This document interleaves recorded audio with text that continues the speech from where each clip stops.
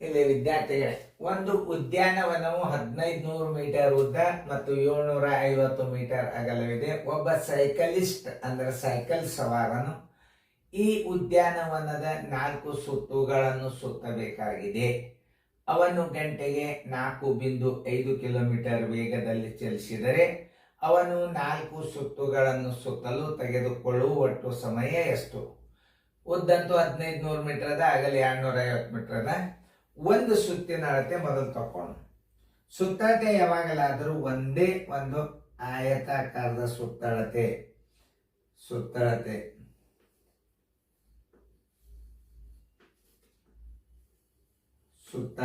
ಎದರ್ದು? ಆಯತಾಕಾರದ.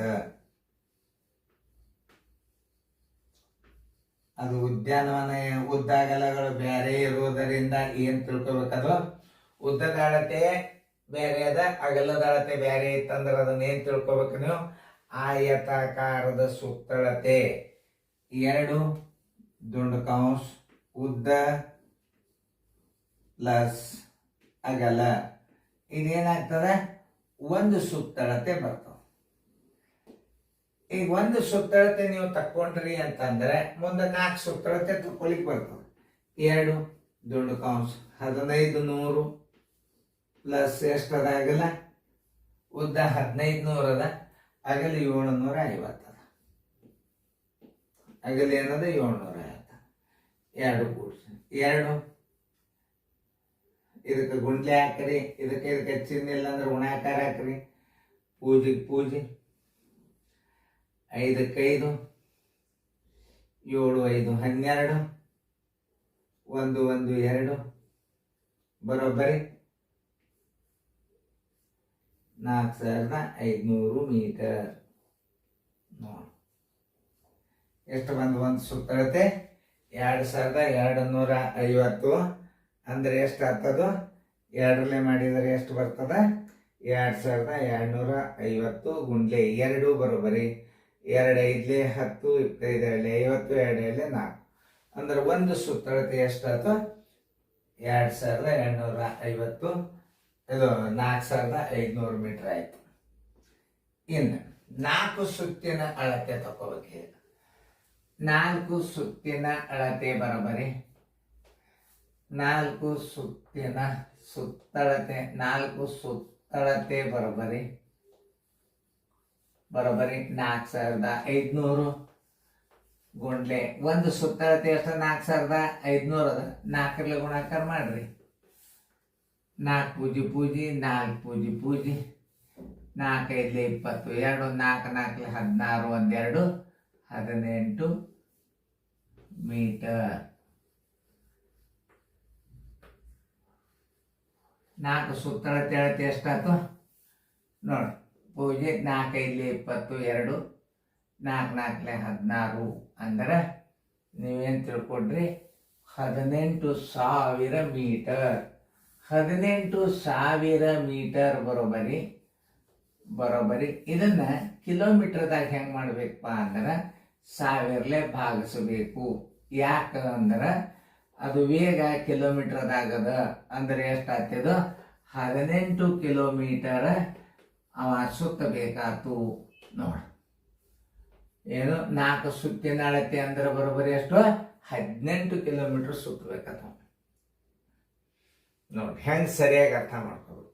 4 ಸುತ್ತಿನ ಅಳತೆ ಬರೋಬ್ಬರಿ 18 ಕಿಲೋಮೀಟರ್. ಈಗ ನೋಡ್ರಿ ಹೆಂಗದ ವೇಗ? 4.5 ಕಿಲೋಮೀಟರ್ ಬರೋಬ್ಬರಿ 4 ಕಿಮಿ ಬರೋಬ್ಬರಿ 1 ಗಂಟೆ ಬೇಕು ಹೋಲಿಕೆ. 1 ಗಂಟೆ.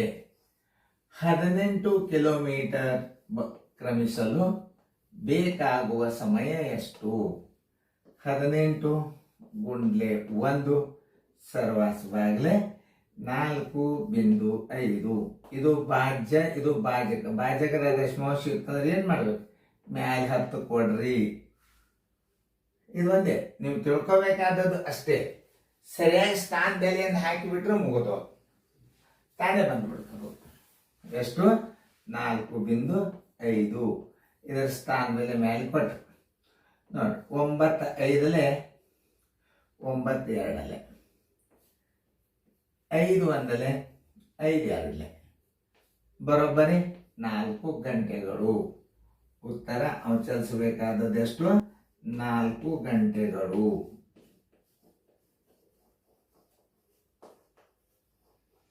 ಉತ್ತರ ಸಂಖ್ಯೆ 4 ಗಂಟೆಗಳು. ಅದನ್ನ ಉತ್ತರ ಸಂಖ್ಯೆ ಡಿ.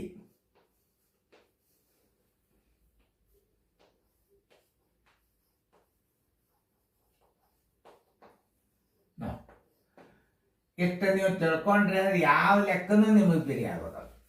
ಇಷ್ಟು ನೀವು ತಿಳ್ಕೊಬೇಕು. ನೋಡ್ರಿ ಇಲ್ಲಿ ಯಾಕೆ ನಾವು ಹೇಳಿದೀವಿ, ಇದನ್ನ ಮೀಟರ್ ಇದ್ದದ್ದನ್ನು ನಾವು ಏನು ಮಾಡ್ಕೋಬೇಕು, ಕಿಲೋಮೀಟರ್ 1000 ಹಾಕ್ಸಿದ್ರೆ ಕಿಲೋಮೀಟರ್ ಬರ್ತಾವೆ. ಯಾಕಂದ್ರೆ 18,000 ಮೀಟರ್ ಅಂದರೆ ಎಷ್ಟು? 18 ಕಿಲೋಮೀಟರ್ ಆಯ್ತು.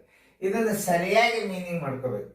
ಆಯತಾಕಾರದ ಸುತ್ತಳತೆ ಬರೋಬ್ಬರಿ ಸೂತ್ರ ಏನು? 2 ದೊಡ್ಡ ಕಾಸು ಉದ್ದ ಪ್ಲಸ್ ಆಗಲ್ಲ, 2 ದೊಡ್ಡ 1500 ಪ್ಲಸ್ 750, 2 ಗುಂಡ್ಲೆ 2500 ಬರೋಬ್ಬರಿ 4500 ಮೀಟರ್.